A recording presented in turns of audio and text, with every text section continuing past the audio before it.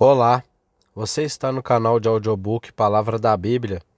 Eu sou Sidney Angenot e hoje vamos juntos à leitura do sermão de John Wesley, intitulado como Os Pensamentos Inconstantes. Levando ao cativeiro todo pensamento para a obediência a Cristo. 2 Coríntios, capítulo 10, versículo 5. Trará Deus todo pensamento a cativeiro para a obediência a Cristo, de modo que nenhum pensamento inconstante caiba em nossa mente, mesmo enquanto permanecemos no corpo? Alguns têm sustentado com veemência, afirmando mesmo que ninguém será aperfeiçoado em amor, a não ser que em medida igual seja aperfeiçoado no entendimento, de tal forma que todos os pensamentos inconstantes se dissipem, a não ser que não apenas toda afeição e toda tendência sejam santas, justas e boas, mas todo pensamento individual que se esboce na mente seja ponderado e sensato. Esta é uma questão de não pequena importância, porque quantos dentre os que temem a Deus e que o amam, talvez de todo o seu coração, não se tenha afligido por essa causa?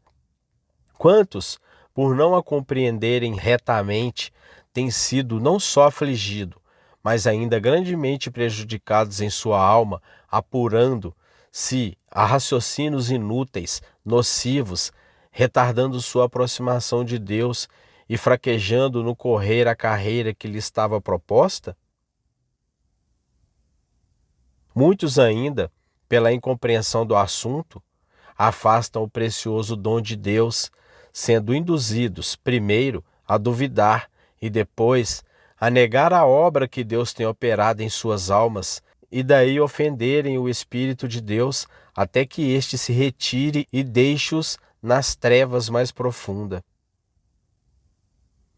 Como é, em meio da abundância de livros que ultimamente se tem publicado sobre quase todos os assuntos, nada temos, entretanto, sobre os pensamentos inconstantes? Pelo menos nenhum que satisfaça a um espírito calmo e refletido para de algum modo preencher tal lacuna. Tomo o encargo de inquirir, primeiro, quais são as várias espécies de pensamentos inconstantes? Segundo, quais são as causas gerais desses pensamentos? Terceiro, quais os que são pecaminosos e quais os que não são? Quarto, quais são os que podemos esperar libertação e podemos orar para o conseguir? Proponho-me investigar, primeiro, quais são as diversas espécies de pensamentos inconstantes. As espécies particulares são inumeráveis, mas, em geral, eles são de duas espécies: pensamentos que se desviam de Deus e pensamentos que se desviam do ponto especial que tenhamos sob os olhos. Segundo, em relação aos primeiros, todos os nossos pensamentos são naturalmente dessa espécie, porque eles estão continuamente desviando-nos de Deus. Nada pensamos acerca de Deus. Ele não está em todos os nossos pensamentos. Estamos, todos e cada um, como observa o apóstolo, sem Deus no mundo. Pensamos naquilo que amamos, mas não amamos a Deus. Por isso não pensamos nele. Ou, se uma vez ou outra somos constrangidos a pensar nele por algum tempo, como não temos, entretanto, prazer nisso, e demais, como aqueles pensamentos nos são não só insípidos, mas desagradáveis e enfadonhos, deles nos desviamos tão depressa quando podemos, e voltamos ao que amamos para nisto pensar.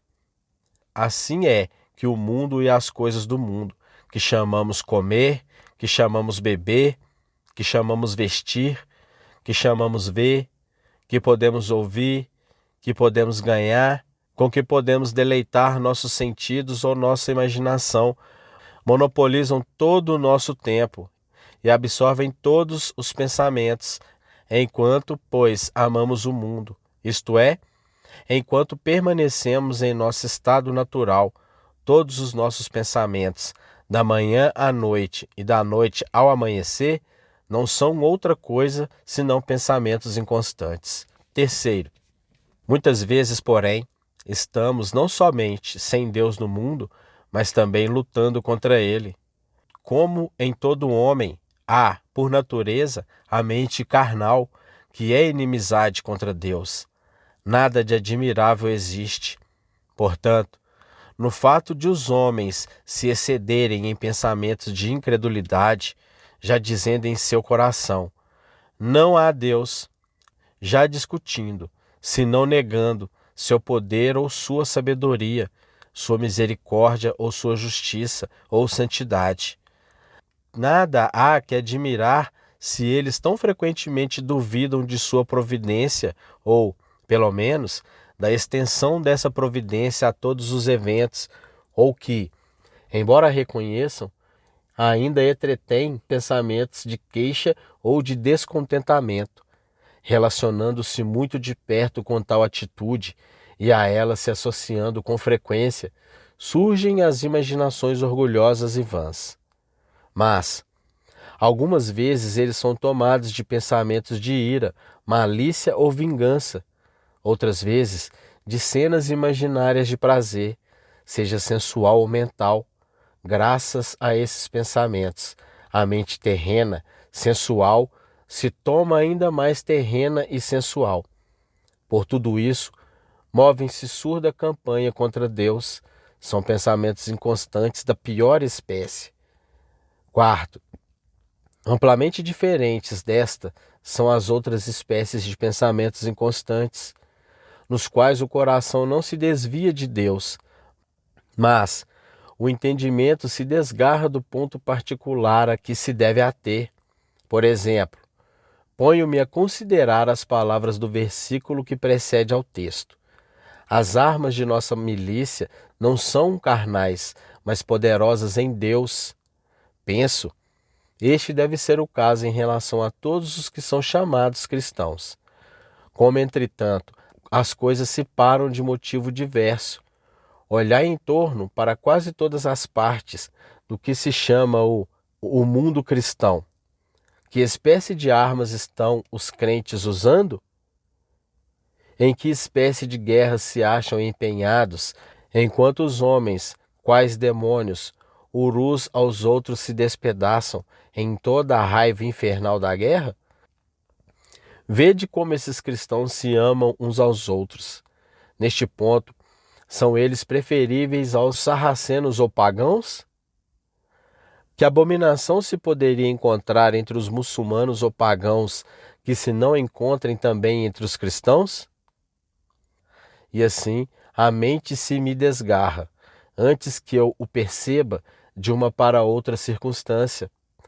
Ora, tudo isso constitui, em algum sentido, inconstância de pensamento, porque, embora este não se desvie de Deus e muito menos lute contra ele, todavia se afasta do ponto particular em que eu tinha em vista fixá-la.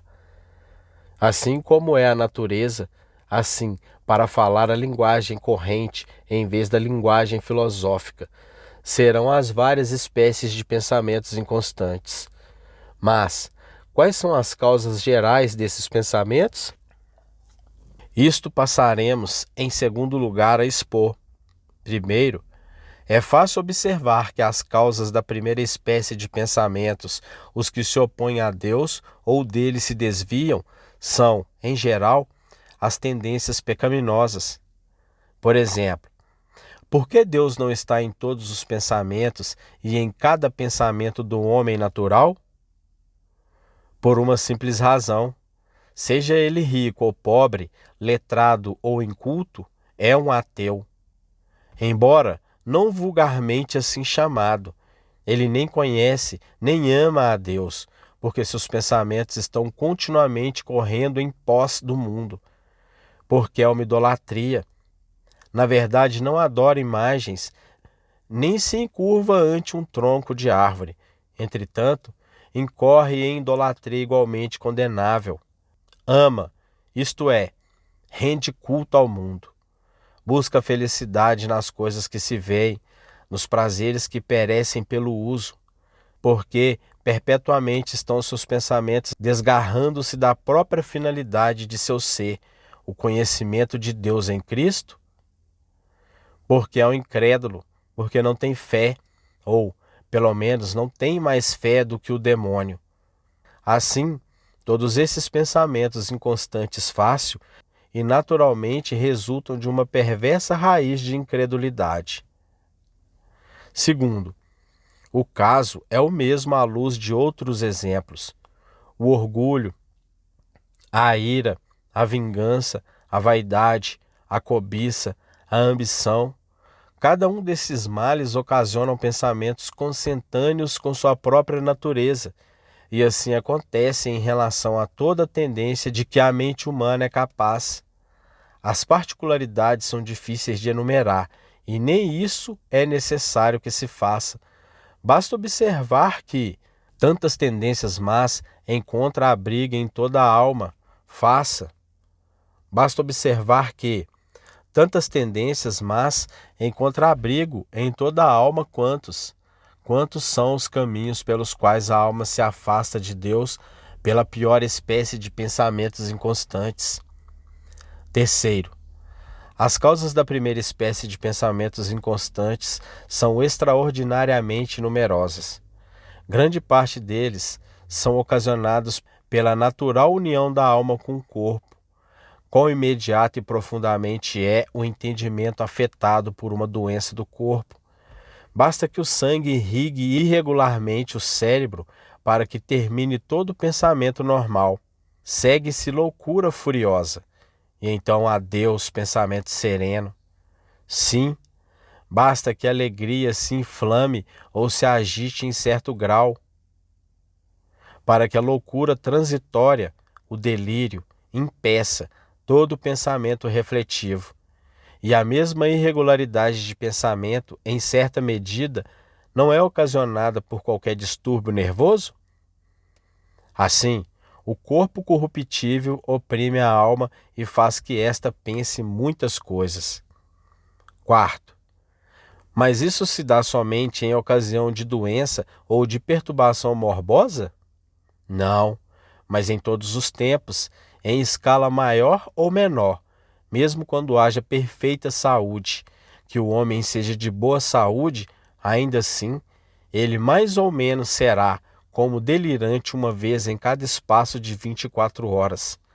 Ora, ele não dorme? E enquanto dorme, não está sujeito a sonhar? E quem é então o senhor dos próprios pensamentos, ou será capaz de preservar a ordem ou a coerência entre eles?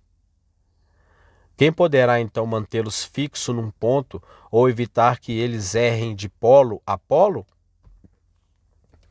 Quinto, suponha-se que estejamos despertos. Estaremos sempre tão despertos que possamos governar perfeitamente nossos pensamentos? Não estamos inevitavelmente expostos aos extremos contrários pela própria natureza dessa máquina, o corpo? Alguma vez estamos demasiadamente entorpecidos, demasiadamente pesados e lânguidos para seguir determinada cadeia de pensamento. Outra vez, por outro lado, estamos demasiadamente vibrantes. A imaginação, sem pedir licença, corre para diante, para trás e leva-nos daqui para colar, quer queiramos, quer não. E tudo isso meramente pelo movimento natural das excitações ou da vibração dos nervos. Sexto, mais ainda, quantos desvios do pensamento podem resultar das várias associações de nossas ideias, feitas inteiramente sem nosso conhecimento e independentemente de nossa escolha?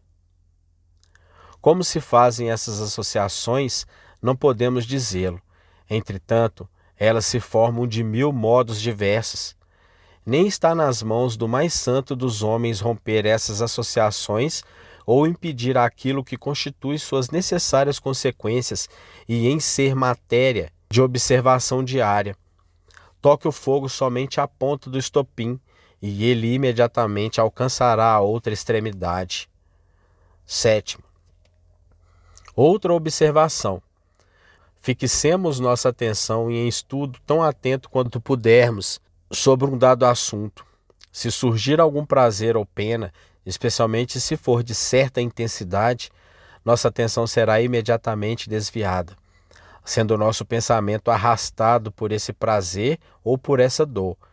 Interrompe-se a mais profunda contemplação, desviando-se a mente de seu objetivo favorito. Oitavo, as ocasiões de pensamentos inconstantes partem do íntimo, sendo operadas por nossa própria natureza. Elas também se levantarão, todavia, natural e necessariamente, dos vários estímulos dos objetos exteriores. Aquilo que fere algum órgão dos sentidos, os olhos ou os ouvidos, provoca uma percepção mental. Consequentemente, aquilo que vemos ou ouvimos quebrará nossa primitiva cadeia de pensamentos. Todo homem, pois, que faz alguma coisa à nossa vista ou diz alguma coisa aos nossos ouvidos, ocasiona um desvio maior ou menor em nossa mente, tirando-a do ponto com que antes estava preocupada. E não há dúvida que os espíritos maus, que estão constantemente buscando a quem possa tragar, servem-se de todas as ocasiões mencionadas para nos confundir e distrair a mente, algumas vezes por um, outras vezes por outro desses meios. Eles nos fustigam e nos atormentam, e na medida que Deus permite, interrompem nossos pensamentos, especialmente quando estes se acham empenhados em melhores assuntos. Nem isto é de todo estranho. Eles bem conhecem as próprias fontes do pensamento e sabem de qual dos órgãos corporais a imaginação, o entendimento e todas as demais faculdades da mente mais imediatamente dependem. E daí eles sabem que, afetando de certa maneira esses órgãos, afetam as operações que dependem deles. Aduza-se a isso que os maus espíritos pode infundir 1.000.000 de pensamentos sem qualquer dos meios precedentes, sendo tão natural ao espírito atuar sobre o espírito como a matéria agir sobre a matéria.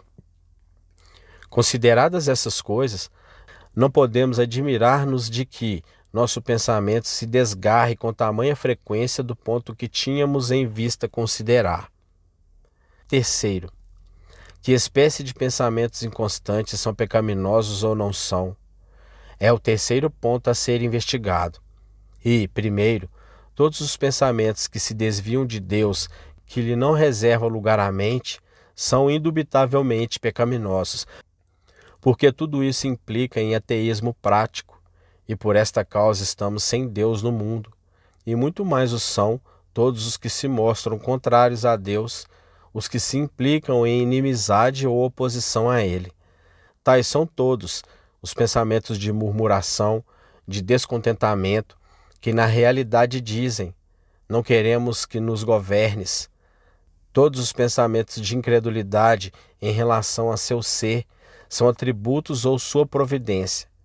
Quero dizer, sua providência particular sobre todas as coisas, assim como sobre todas as pessoas do universo, providência sem a qual nenhum pardal cai sobre o solo, pelo qual até os nossos cabelos estão todos contados, porque, quanto à providência geral, vulgarmente assim chamada, distinguindo-se de uma providência particular, é somente uma expressão decente, sonora, mas que nenhum significado possui.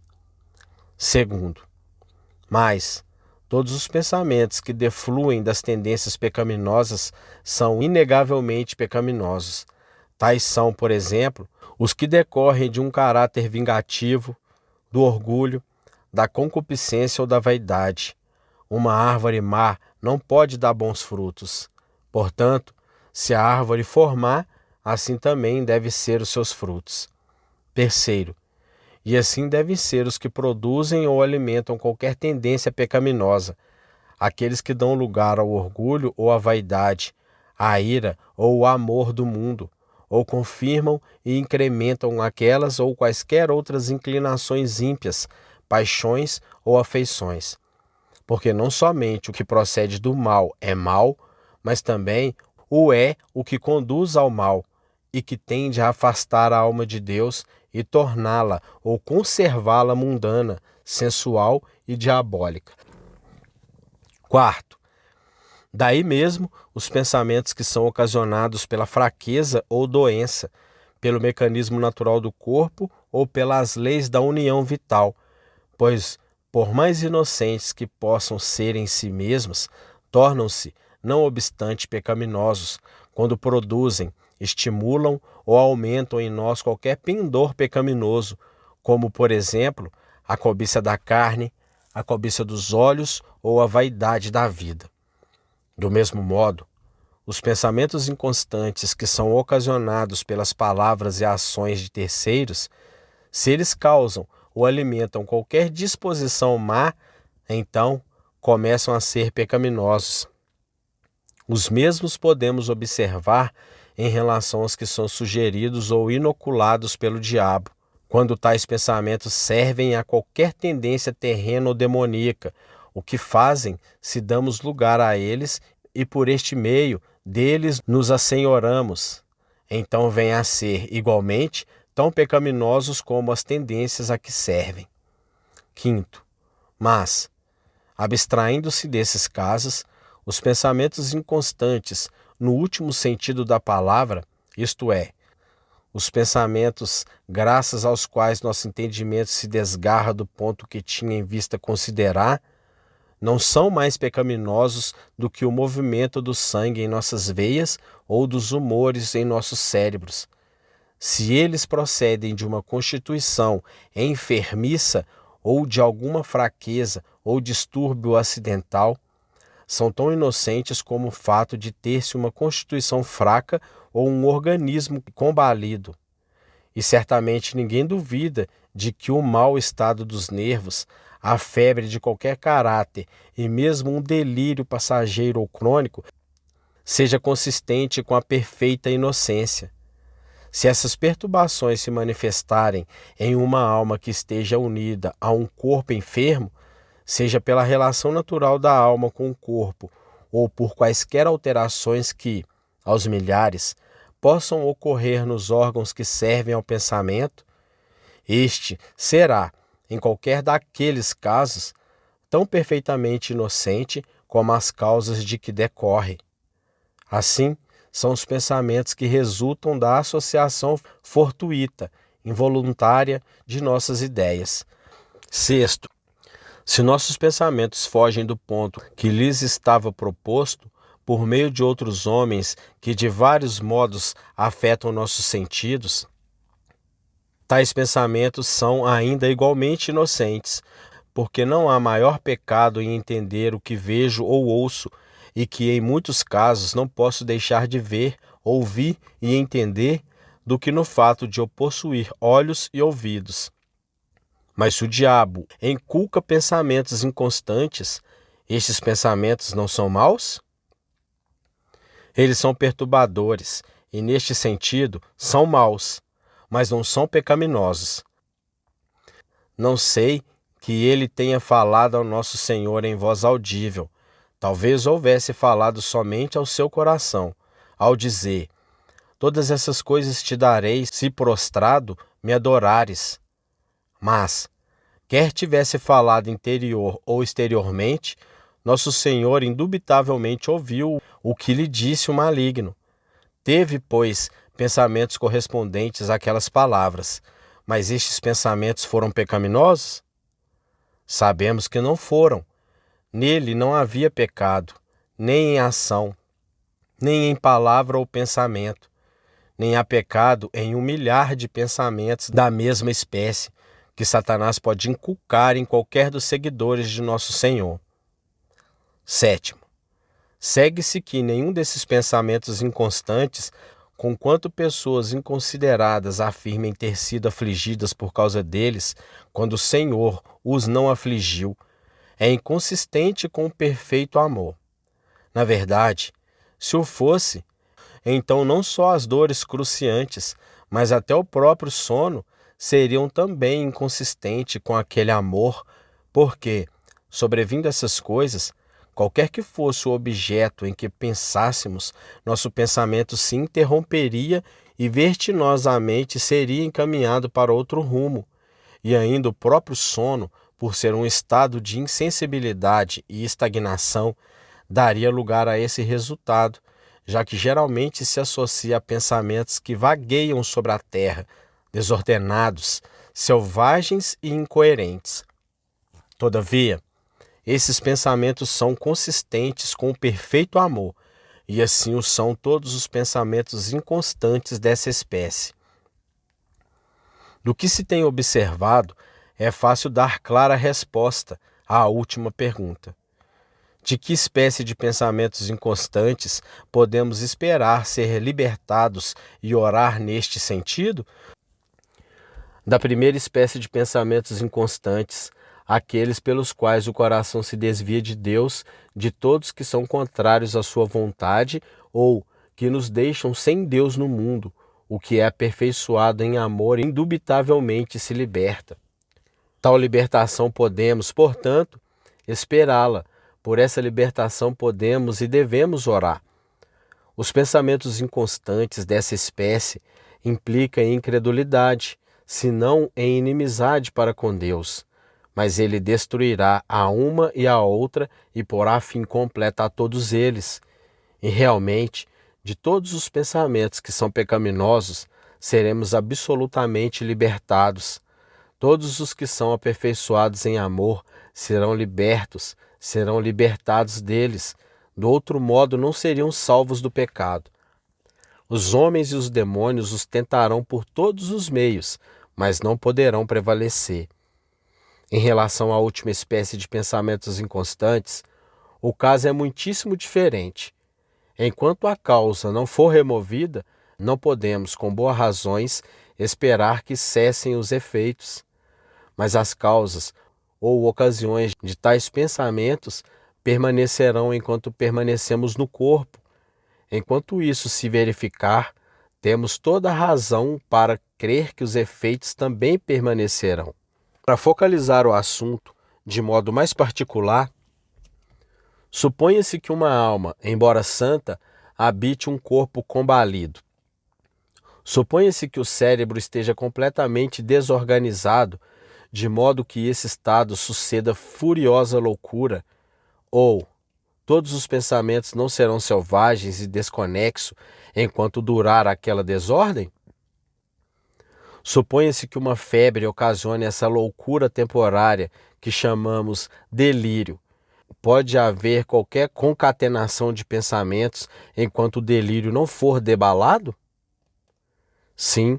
Suponha-se que o que se chama perturbação nervosa chega a tão alto grau que determine, no mínimo, um estado de semiloucura. Não haverá, então, milhares de variações de pensamentos? E esses pensamentos disparatados não devem continuar enquanto substituir a desordem que os determinam? O caso não será o mesmo em relação aos pensamentos que se formulam sob a ação de dores violentas? Eles mais ou menos continuarão enquanto durarem aquelas penas, e isso por inevitável imposição da natureza. Tal imposição, de igual modo, prevalecerá nos casos em que os pensamentos sejam conturbados, fragmentados ou interrompidos por qualquer defeito de apreensão, juízo ou imaginação, oriundo da constituição natural do corpo. E quantas interrupções podem resultar da inexplicável e involuntária associação de nossas ideias? Todas elas são, porém, direta ou indiretamente causada pela pressão feita sobre a mente pelo corpo corruptível. Nem podemos, entretanto, esperar que elas sejam removidas até que este corpo corruptível seja revestido de incorrupção. Oremos, antes, com o espírito e o entendimento, para que todas essas coisas possam cooperar para o nosso bem, para que possamos suportar todas as enfermidades de nossa natureza, todos os tropeços ocasionados pelos homens, todos os assaltos e sugestões dos maus espíritos, saindo em tudo, mais do que vencedores. Oremos para que possamos ser libertados de todo o pecado, para que sua raiz e seus ramos sejam destruídos, para que sejamos purificados de toda contaminação da carne e do espírito, de toda tendência, palavra ou obra má, para que possamos amar o Senhor nosso Deus de todo o nosso coração, de toda a nossa mente, de toda a nossa alma e de toda a nossa força, para que todos os frutos do Espírito se encontrem em nós, não somente o amor, o gozo e a paz, mas também longanimidade, doçura, bondade, fidelidade, mansidão, temperança. Ora, para que todas essas coisas possam florescer e abundar, possa multiplicar-se em cada um de vós cada vez mais, até que uma entrada franca vos seja proporcionada no reino eterno de nosso Senhor Jesus Cristo.